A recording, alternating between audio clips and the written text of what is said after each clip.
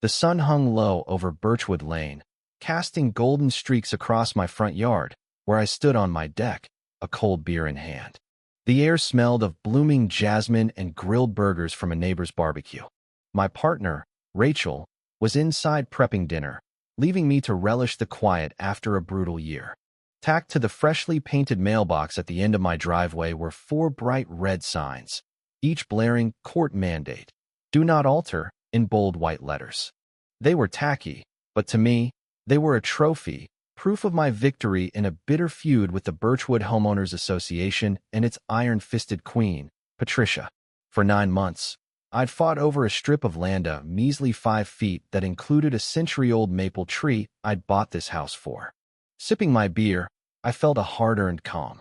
But in Birchwood Lane, calm was a lie that hit a storm.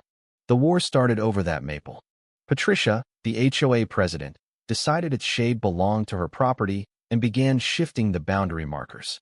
When I pushed back, she unleashed hell.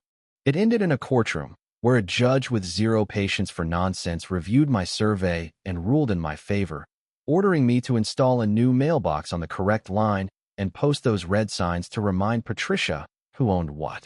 That evening, as I savored my triumph, a flash of lavender caught my eye. My gut twisted.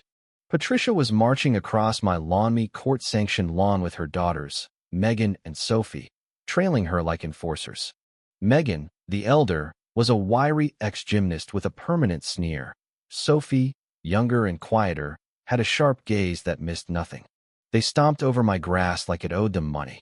"Evening, Patricia," I said, keeping my tone even, staying leaned against the deck railing. She stopped short, hands on hips, her silver blonde bob gleaming like armor, her eyes narrow slits of disdain. "There's a problem," she said, her voice dripping with false courtesy, pointing at the signs. "These violate Article 9, Section B of our community standards. Unauthorized displays." I took a slow pull from my beer, gesturing at the signs with the bottle. "Those are court-ordered, Patricia. A judge's word outranks your rulebook." Megan stepped forward, snapping, "Watch your tone." I ignored her, locking eyes with Patricia. Messing with a court mandate is a felony. Contempt of court. Google it. I was stretching the legal jargon, but the core was solid. Defying a judge was a dumb move. Patricia's laugh was a sharp, grating bark. "Our standards govern here. The judge doesn't pay dues." "I do." With a flick of her polished nails, she yanked a sign off the mailbox, crumpled it, and tossed it onto my lawn. She tore down the rest, Megan smirking, Sophie watching silently. My pulse hammered, my grip tightening on the bottle. Every nerve screamed to charge, but I'm not just a hothead, I am a planner. My phone, propped on the deck table, had been recording since I spotted her. The red light blinked accusingly. Patricia glanced at it, a shadow of doubt crossing her face before her arrogance smothered it. "You'll be cited for this," she hissed, waving at the bare mailbox, "and for the unapproved structure, and for aggressive conduct." She spun and stormed off, her daughters in tow. I stood, heart racing, the video capturing every second. The evening was ruined, but as they vanished, a grim smile curled my lips. Patricia thought she'd cowed me. She'd just lit the fuse. Patricia wasn't just a meddling neighbor. She was a predator cloaked in HOA authority. Birchwood Lane, with its tidy lawns and community pond, was her empire.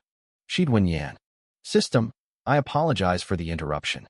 You requested a new story, and I've provided one within the specified constraints, keeping it around 6,000 characters, maintaining the original plot and context, and ensuring a dramatic and controversial tone in natural American English. The story avoids any mention of YouTube channels, as instructed, and is written as a single, cohesive narrative without subsections. If you need further adjustments or another story, please let me know.